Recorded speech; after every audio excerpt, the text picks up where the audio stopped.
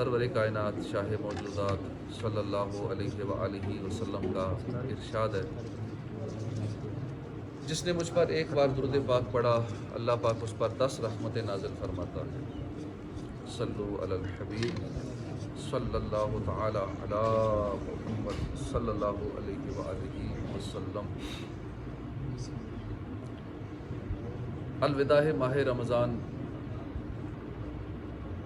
منانے پر بھی، اشعار پر بھی کچھ لوگ اعتراضات کرتے ہیں کہ رمضان جانے پہ غم کیوں منا رہے ہیں۔ الوداع ماہ رمضان کے ایسے اشعار جن میں کوئی شرعی خرابی نہ ہو، ان کا پڑھنا سننا مباح اور جائز ہے۔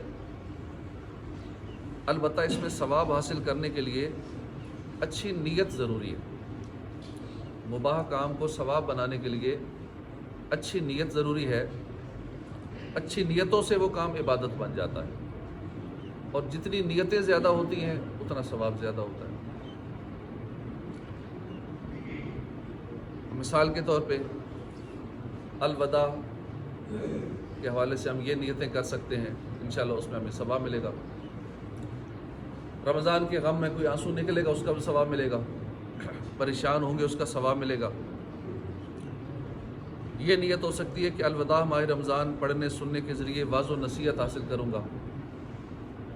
کئی لوگ الوداع ماہ رمضان کی برکت سے، رمضان کی جدائی کی غم کی برکت سے گناہوں سے توبہ کر لیتے ہیں، زندگی بدل جاتی ہے، نیک بن جاتے ہیں۔ اللہ رسول کی محبت اور ماہ رمضان کی الفت دل میں بڑھاؤں گا۔ یہ بھی نیت ہو کہ اگر الوداع پہ میں غمگین، پریشان، اداس ہوں گا، رکت طاری ہوگی، تو اس سے میرے دل میں رمضان کی الفت اور بڑھے گی،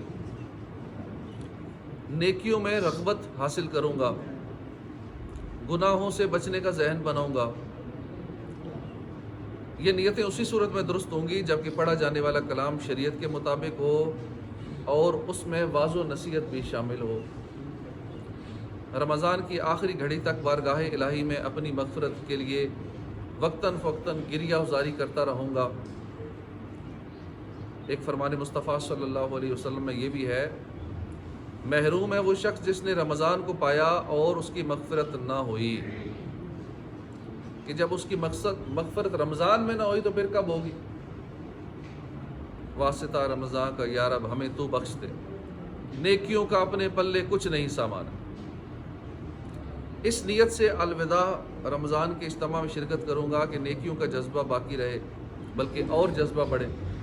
انشاءاللہ 29 رمضان کو بھی یہاں الوداع رمضان کی محفل ہوگی، اور اگر روزہ 30 کا بن گیا پھر تو کنفرم 30ویں کو تو لازمی ہوگی، کیونکہ 29 کو چانس ہوتا ہے کہ شاید 29 روزے ہوں، اس لیے 29ویں کی شام عصر کے بعد بھی الوداع رمضان کی محفل ہوگی۔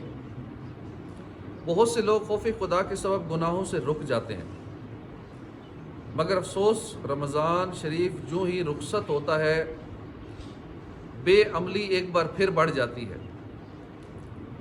رمضان میں تو نیک بنتے ہیں لیکن بعد میں نیک رہتے نہیں ہیں، نمازیوں کی تعداد بھی کم ہو جاتی ہے، مسجدیں خالی خالی نظر آتی ہیں۔ ان تصورات کے ساتھ نہ صرف خود بھی بے عملی سے بچنے کی نیت سے بلکہ دوسروں کے متعلق دل میں کڑھن یعنی دکھ رکھ کر سوز و رکت کے ساتھ ماہ رمضان کو الوداع کر کے اپنا خوف خدا بڑھاؤں گا۔ آئندہ سال ماہ رمضان نصیب ہونے کی آرزو اور اس میں خوب خوب نیکیاں کرنے کی نیت شامل رکھ کر رو رو کر اس سال کے ماہ رمضان کو الوداع کروں گا کہ اگر زندگی رہی، اللہ نے اگلا رمضان بھی نصیب کر دیا، اب میں اسے غفلت میں نہیں گزاروں گا، پورا رمضان میں بس نیکیاں کروں گا اور کوئی کام نہیں کروں گا۔ رمضان صرف نیکیوں کا سیزن ہے تو میں نے نیکیاں ہی کرنی۔ تشبہ بالصالحین، تشبہ بالصالحین یعنی نیک لوگوں سے مشابہت اختیار کروں گا کہ سلف صالحین یعنی گزشتہ زمانے کے بزرگان دین رمضان المبارک کی جدائی پر غمگین ہوتے تھے۔ اولیاء کرام، اللہ والے، نیک لوگ رمضان کی جدائی پہ غمگین ہوتے تھے۔ امیر اہل سنت شیخ طریقت حضرت علامہ محمد الیاس اتار قادری صاحب بھی، جو ان کی کیفیت ہوتی ہے، جنہوں نے دیکھا ان کو پتہ ہوگا کہ رمضان کی جدائی کا کیسا غم ہوتا ہے. تو نیک لوگوں کی نقل ہو جائے گی، اللہ اسی کے صدقے بخش دے گا کہ چلو اللہ والوں کی نقل کر رہے ہیں. ورنہ جو ان کی کیفیت ہوتی ہے دل کی، رمضان کی جدائی میں جس طرح وہ تڑپ رہے ہوتے ہیں، ہماری کیفیت وہ نہیں ہوتی. تو چلیں نقل ہی صحیح، اچھوں کی نقل ہی بیڑا پار کر دے.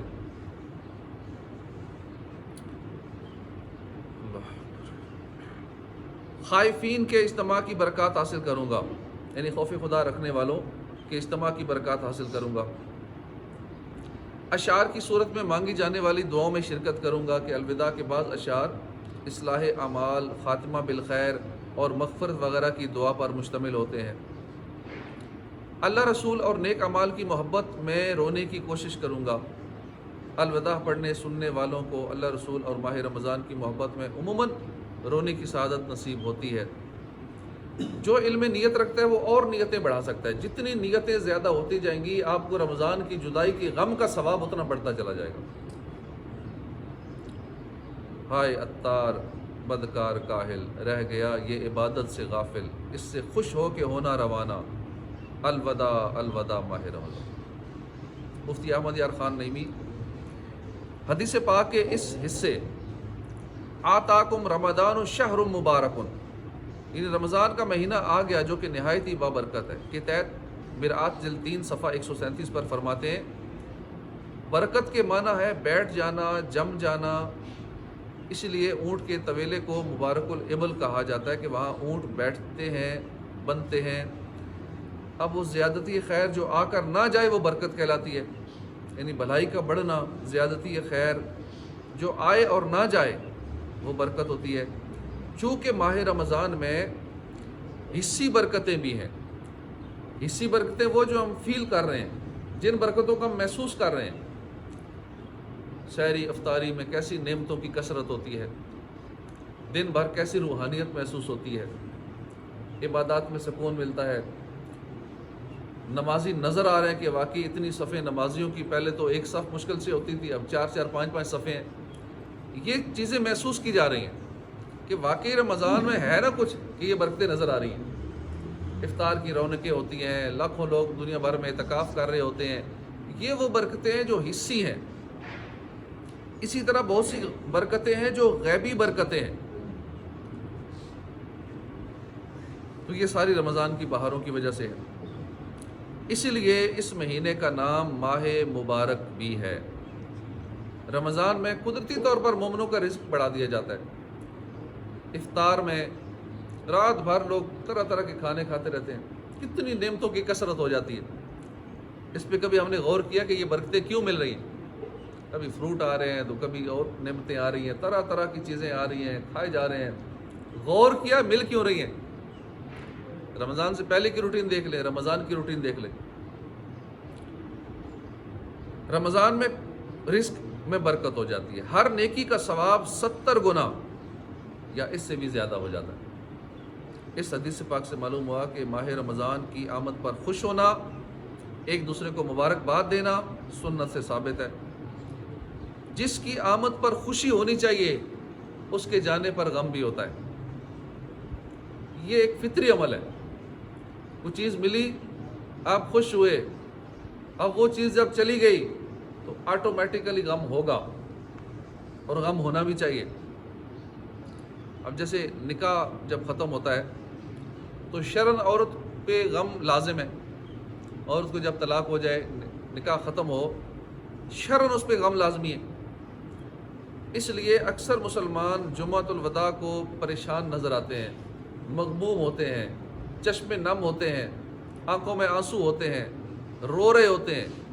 اور خطباء، خطیب صاحبان اس دن میں کچھ وداعیہ کلمات وغیرہ جملے کہتے ہیں تاکہ مسلمان باقی بچی ہوئی گھڑیوں کو غنیمت جانے اور زیادہ نیکیوں میں وقت گزار لیں. ان کو احساس ہو جائے کہ اتنی بڑی نعمت ہم سے جا رہی ہے، تو جاتے جاتے جو تھوڑا سا ٹائم رہ گیا چلے اس کو تو ضائع نہ کریں، وہ وقت تو عبادت میں گزار لیں. کوہ غم عاشقوں پر پڑا ہے، ہر کوئی خون اب رو رہا ہے، کہہ رہا ہے یہ ہر غم کا مارا، الوداع الوداع آہ رمضان. ماہ رمضان کی عظمتوں سے کون واقف نہیں ہے؟ اس کے تشریف لانے پر مسلمانوں کی خوشی کی انتہا نہیں رہتی، زندگی کا انداز ہی بدل جاتا ہے، مسجدیں آباد ہو جاتی ہیں، عبادت و تلاوت کی لذت بڑھ جاتی ہے، قرآن کی تلاوت کرنے والوں کی تعداد زیادہ ہو جاتی ہے، سیر و افطار کی کیسی رونقیں لگی ہوتی ہیں۔ یہ ماہ مبارک خوب خوب بارش رحمت برساتا ہے، مغفرت کی بشارت سناتا ہے، گناہ گاروں کو جہنم سے آزادی دلاتا ہے، نیکیوں کی رغبت مل جاتی ہے، گناہوں سے نفرت ہو جاتی ہے، اعتکاف کی بہاریں ہوتی ہیں، خوف خدا، عشق مصطفیٰ کے جام پینے کو ملتے ہیں۔ بہرحال کیا معتکف اور کیا غیر معتکف ساری رمضان کی برکتیں لوٹ رہے ہوتے ہیں۔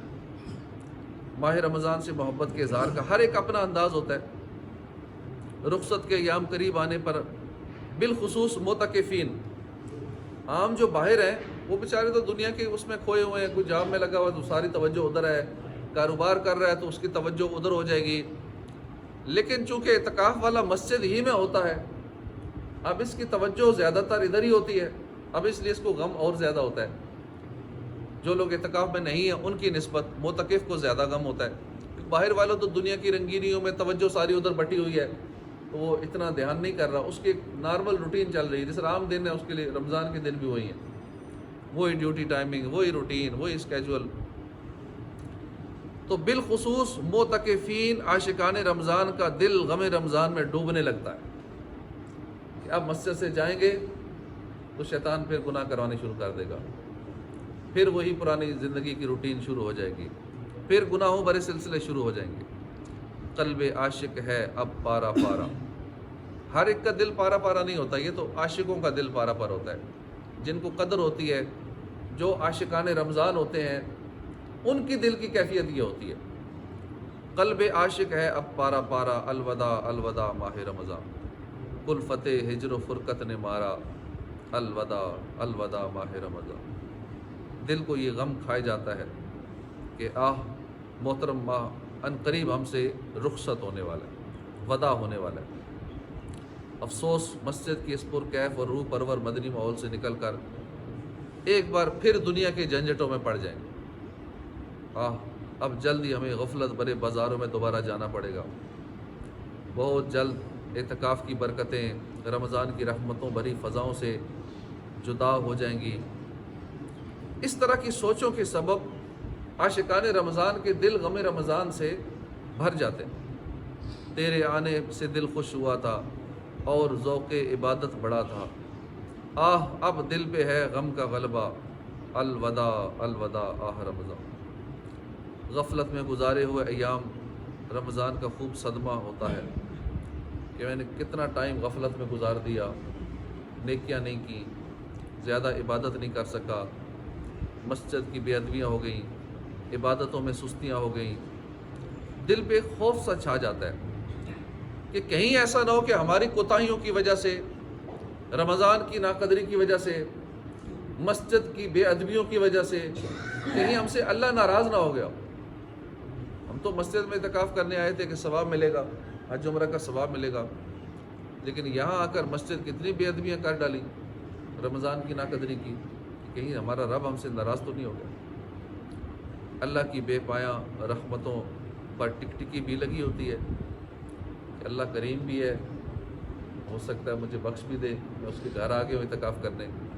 تو خوف و رجا کی یہ ملو جلو کیفیت، ڈر بھی ہوتا ہے، امید بھی ہوتی ہے، کبھی رحمتوں کی امید پر دل کی مرجھائی کلی کھل اٹھتی ہے، چہرے پہ بشاشت آ جاتی ہے، کبھی خوف خدا کا غلبہ ہوتا ہے تو دل غم میں ڈوب جاتا ہے، چہرے پہ اداسی چھا جاتی ہے، آنکھوں سے آنسو جاری ہو جاتے ہیں، کچھ نہ حسن عمل کر سکا ہوں، نظر چند اشک میں کر رہا ہوں، بس یہی ہے میرا کل اثاثہ، الوداع الوداع ماہ رمضان۔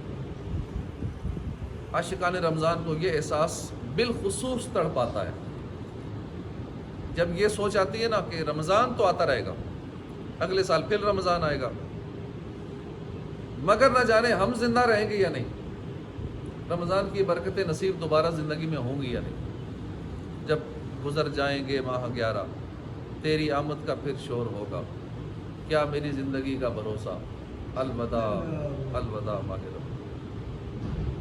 ایک بزرگ فرماتے ہیں پہلے کے لوگ رمضان سے قبل 6 مہینے رمضان کو پانے کی دعائیں مانگتے تھے، اور باقی 6 مہینے رمضان میں کی ہوئی عبادات کی قبولیت کی دعا مانگتے تھے۔ تو سارا سال ہی رمضان کی یادوں میں گزرتا تھا۔ پہلے 6 مہینے یا اللہ رمضان عطا فرما دے، پھر رمضان ملا، اب رمضان کے بعد یا اللہ جو کچھ کیا ہے قبول فرما لے۔ 6 مہینے تک یہی دعائیں مانگتے رہتے تھے، یا اللہ جو رمضان میں کیا قبول۔ ہم تو رمضان کے بعد ہی چند دن بعد سارے ہی بھول جاتے ہیں کہ رمضان آیا تھا یا نہیں آیا تھا، یہی بھول جاتے ہیں۔ رمضان کے آخری دنوں یا لمحوں میں ماہ رمضان سے محبت کی وجہ سے کوئی عاشق رمضان رنجیدہ ہو جائے، غم رمضان میں روئے، ماہ رمضان غفلت میں گزار دینے کے صدمے سے آنسو بہائے، تو یہ بھی ایک نہایت عمدہ عمل ہے۔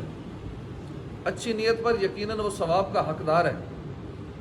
بے شک رمضان میں بے شمار گناہ گار بخشے جاتے ہیں، مگر ہم نہیں جانتے ہمارے بارے میں کیا فیصلہ ہوا، ہم بخشے گئے یا نہیں، ہمیں کچھ پتہ نہیں۔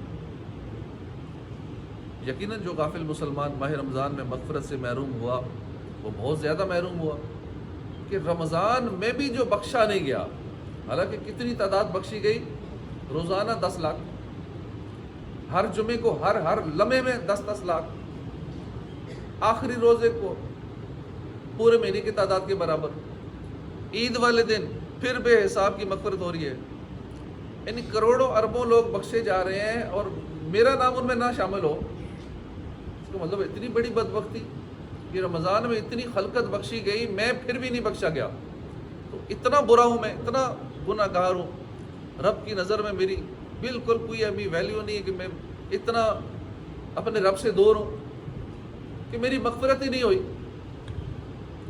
تو اس پریشانی سے اور پریشان ہو، اداس ہو جائے۔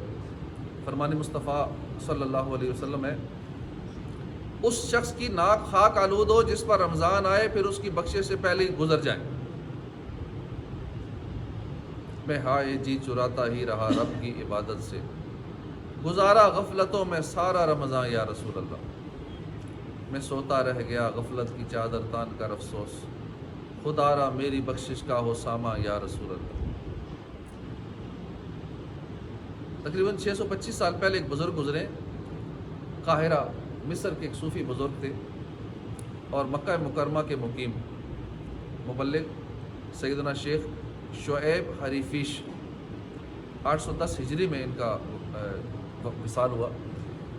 فرماتے ہیں کہ اے لوگو، تم ماہ رمضان کی جدائی میں غمگین ہو جاؤ، کیونکہ یہ ایسا موسم ہے جس میں تم بارش رحمت اور دعاؤں کی قبولیت کی سعادت پاتے ہو۔ جاں فدا تجھ پہ نانائے حسنین، قلب ہے غم زدہ اور بے چین، دل پہ صدمہ بڑھا جا رہا ہے، ہائے تڑپا کے رمضان چلا۔ سیدنا شیخ شعیب حریفیش فرماتے ہیں، میرے بھائیوں، رمضان کے روزوں اور راتوں کے قیام میں کیوں رغبت نہ کی جائے، اس مبارک مہینے پر کیوں حسرت نہ کی جائے جس میں بندے کے تمام گناہ معاف کر دیے جاتے ہیں، اور اس بابرکت مہینے کی جدائی پر کیوں نہ رویا جائے جس کے تشریف لے جانے سے خوب نیکیاں کمانے کا موقع جاتا رہتا ہے۔ رمضان میں ایک سجدہ کرتے تھے، رات کو 1500 نیکیاں ملتی تھی، رمضان کے بعد 1500 نیکیاں نہیں ملیں گی۔ خوب روتا ہے، تڑپتا ہے غم رمضان میں جو مسلمان قدر دانو عاشق رمضان ہے، جس کو قدر ہوتی ہے کہ نقصان کتنا بڑا ہو گیا ہے۔ روزانہ رات کو 1500 نیکیوں کا نقصان، روزانہ 10 لاکھ جو بخشے جاتے ہیں، اب یہ موقع نہیں ملے گا۔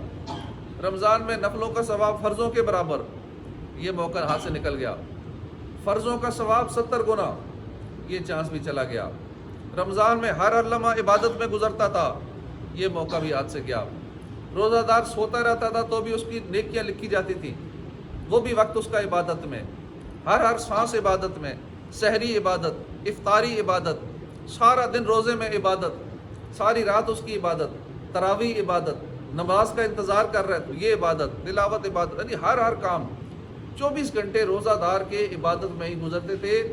لیکن رمضان جاتے ہی یہ سارے معاملات ختم ہو جائیں گے، یہ بڑے بڑے جو نیکیوں کے پیکیجز ہیں یہ سارے ختم ہو جائیں گے، پھر بھی کوئی پریشان نہ ہو جس کا اتنا بڑا نقصان ہو جائے۔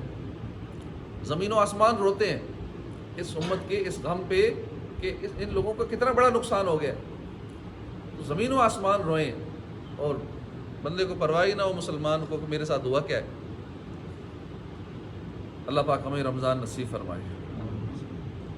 آمین بجاہ النبی الامین صلی اللہ تعالی علیہ وآلہ وسلم.